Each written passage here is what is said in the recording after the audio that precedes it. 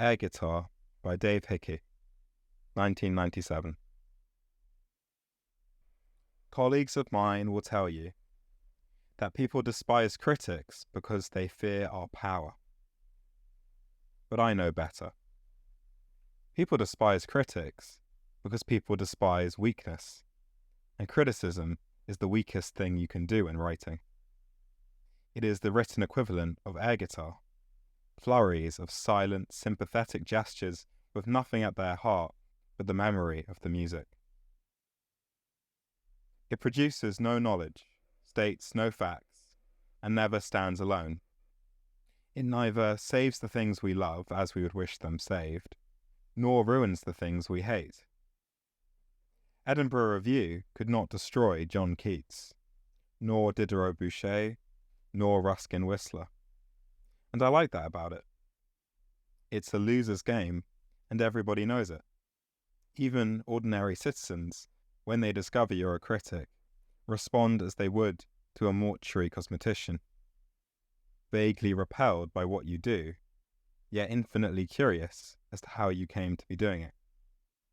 So, when asked, I always confess that I am an art critic today because, as a very young person, I set out to become a writer, and did so with a profoundly defective idea of what writing does and what it entails.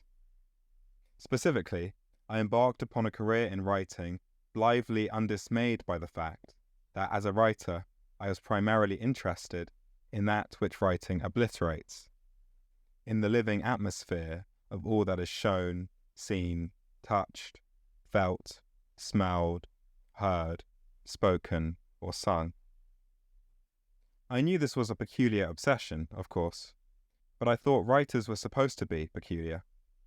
I thought it was just a, quote, problem, that it could be solved, and that once solved, the enigmatic whoosh of ordinary experience would become my, quote, great subject, that I could then proceed to celebrate the ravishing complexity and sheer intellectual pleasure of simply being alive in the present moment forever after, I thought.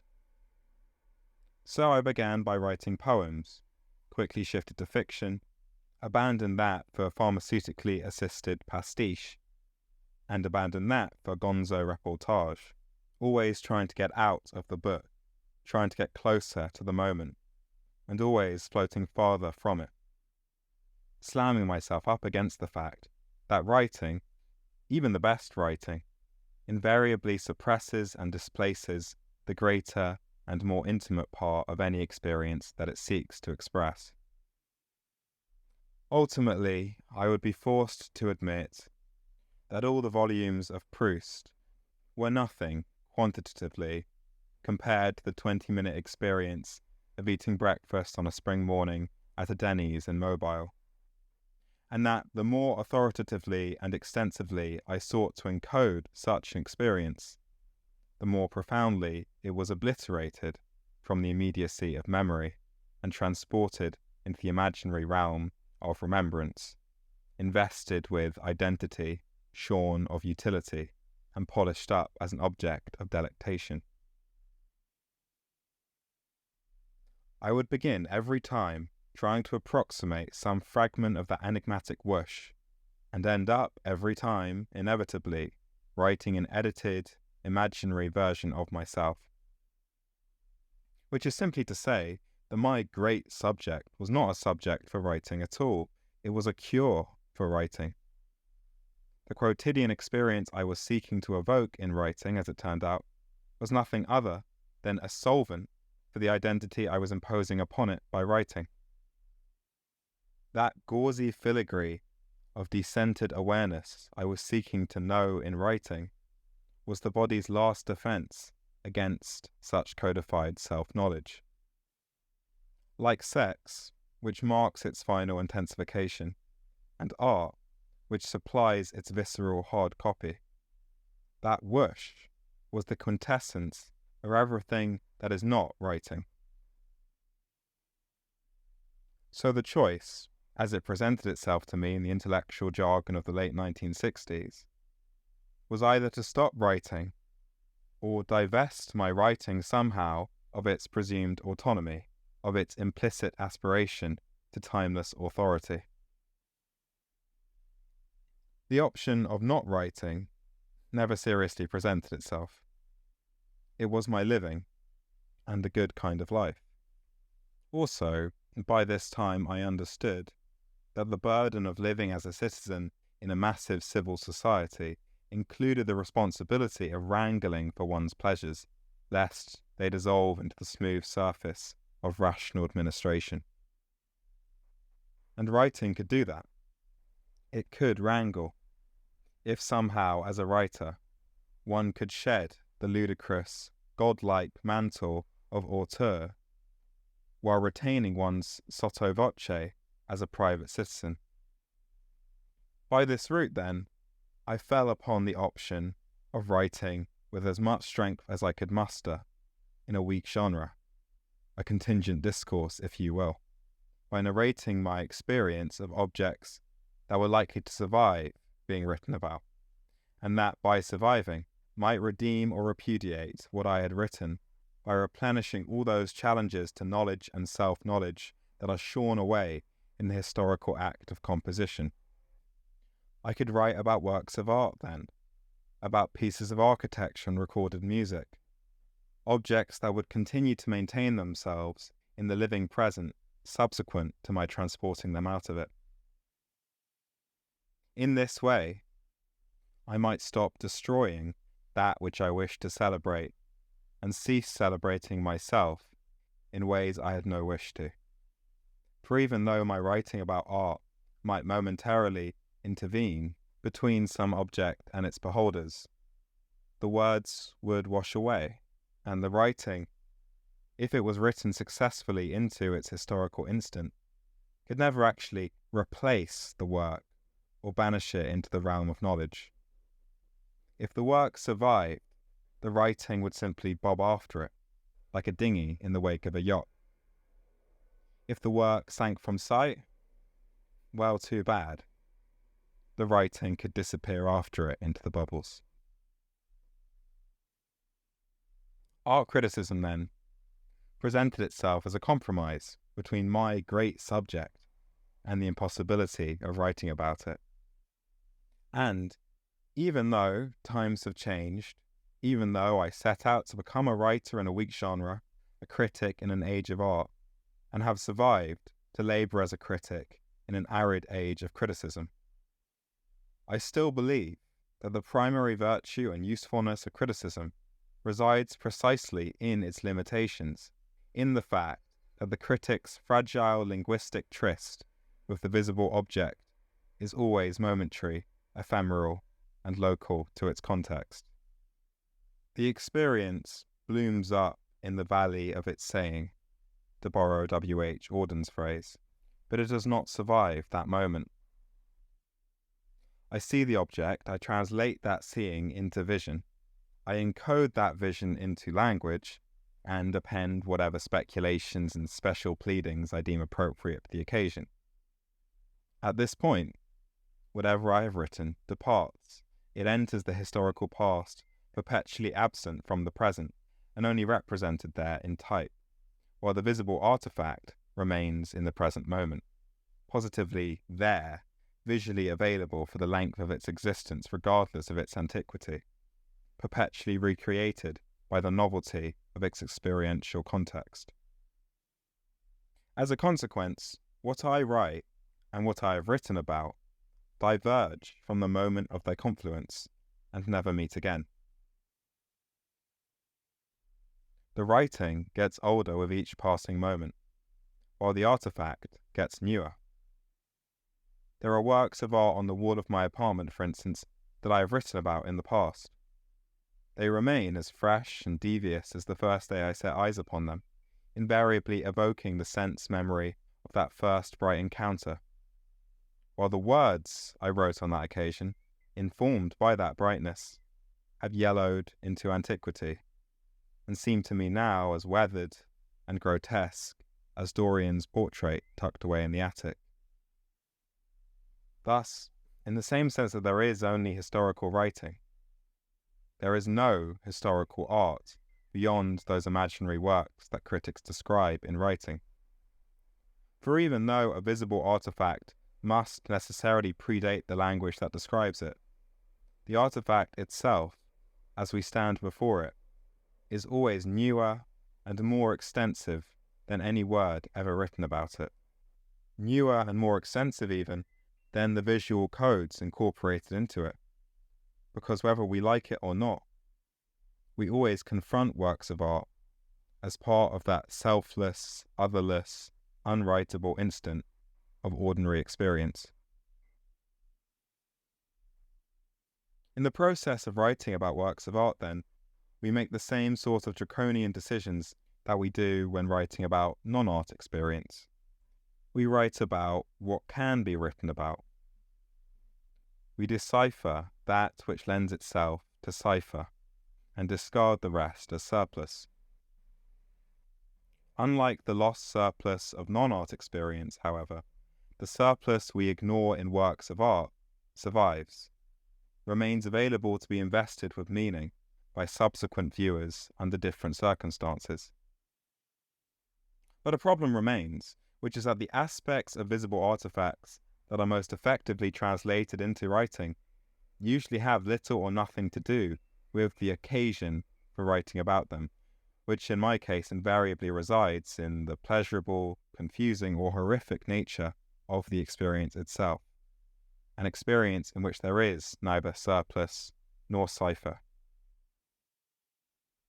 In the landscape of spring, the koan reminds us, the branches are neither long nor short.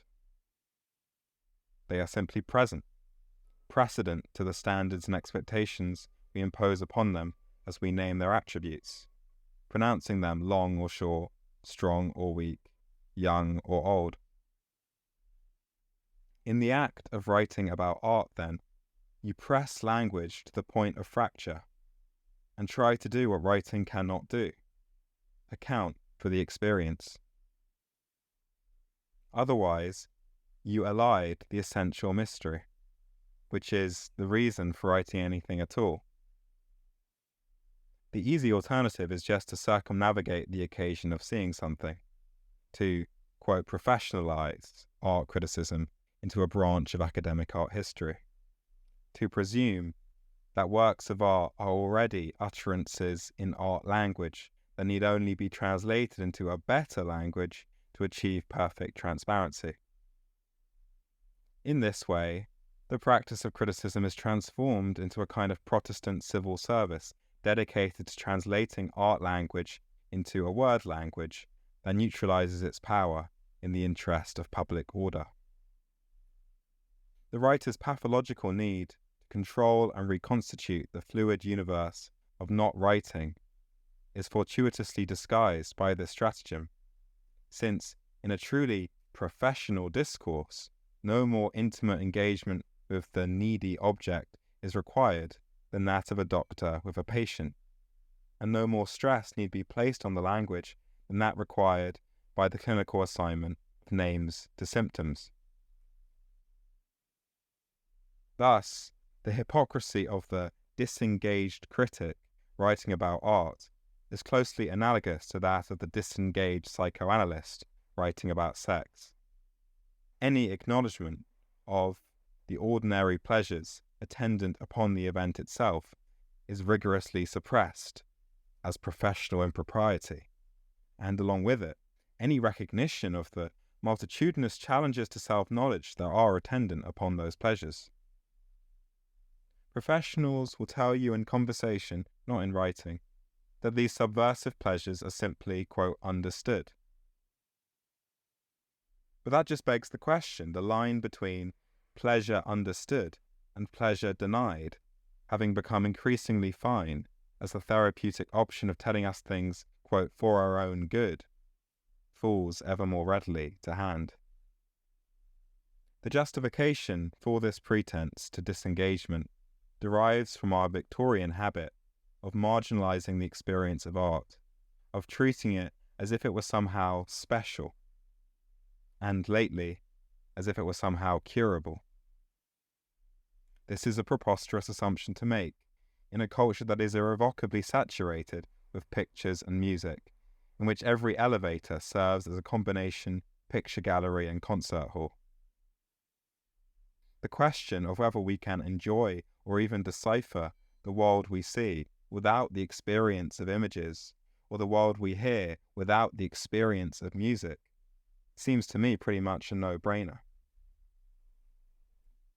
In fact, I cannot imagine a reason for categorizing any part of our involuntary ordinary experience as unaesthetic, or for imagining that this quotidian aesthetic experience occludes any real or natural relationship between ourselves and the world that surrounds us. All we do by ignoring the live effects of art is suppress the fact that these experiences, in one way or another, inform our every waking hour.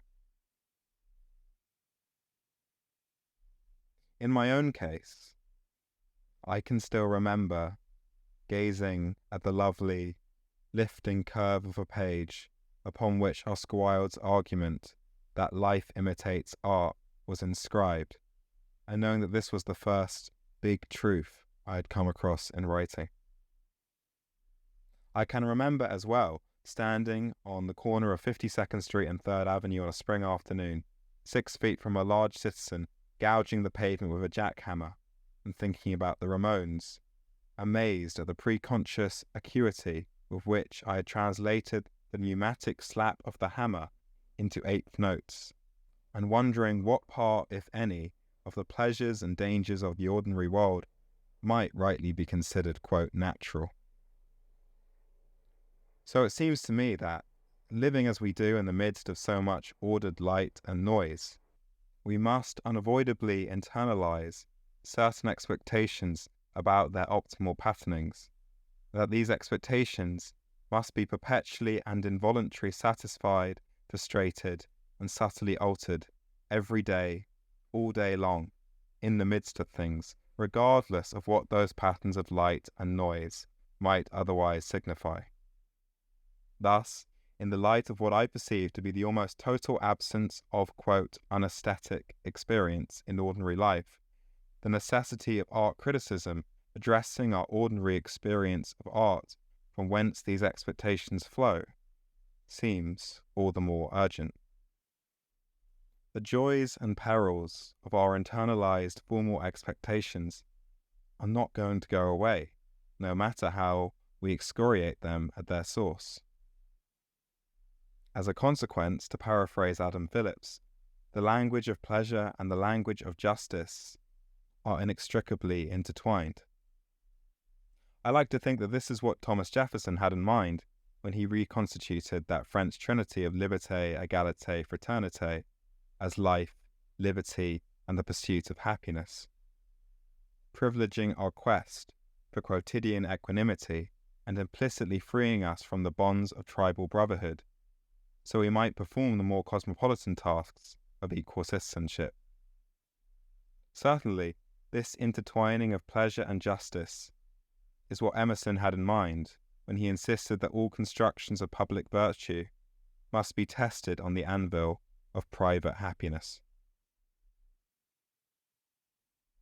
In any case, the question of who decides what we can or cannot enjoy and how we may enjoy it joins art criticism ineluctably to the realm of politics, where the battle between our professed standards, our cultural expectations, and our ordinary private desires is fought, and must be fought, because even though there is no persuasive evidence that human character has changed in the last millennium, there is ample evidence that the way we see and the things at which we look have changed considerably, and that these alterations in what we see and how we look at things have had some behavioral consequences that can only be considered redemptive.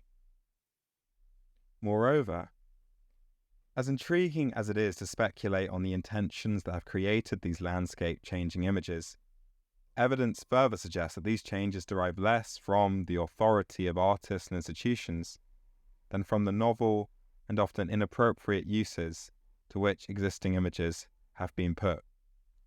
From new accommodations of pleasure and justice arising from the willful contingencies of perception and interpretation at work upon ordered visual information. In The Anxiety of Influence, Harold Bloom argues that artistic practice changes because younger artists must willfully misinterpret the work of their masters.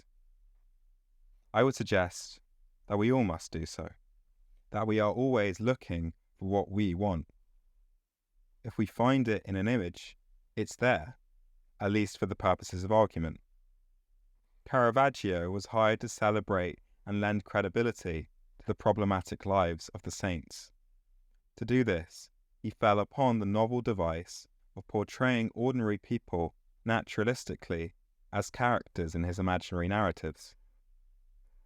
The historic consequence of Caravaggio's device, however, had nothing to do with the lives of the saints, and everything to do with the way we privilege and attend to the visage of ordinary humanity. Caravaggio and his masters would have wished it otherwise, but they were outvoted. That's that. Police mentalities will always strive to impose correct readings, to align intentions with outcomes, and couple imaginary causes with putative effects. But we always have a choice. In a poorly regulated cosmopolitan society like our own, the discourse surrounding cultural objects is at once freely contingent and counter-entropic. It neither hardens into dogma nor decays into chaos as it disperses. It creates new images and makes new images out of old ones, with new constituencies around them. It is a discourse of experiential consequences, not disembodied causes. Thus, the sheer magnitude of social experience and organizational energy generated in the wake of a single painting by Velázquez so far outweighs and overrides the effort and intention that went into its creation as to make nature pale and angels weep. As a critic, I generate tiny bursts of this new organizational energy in hopes of generating more. 'Tis a small thing, but mine own.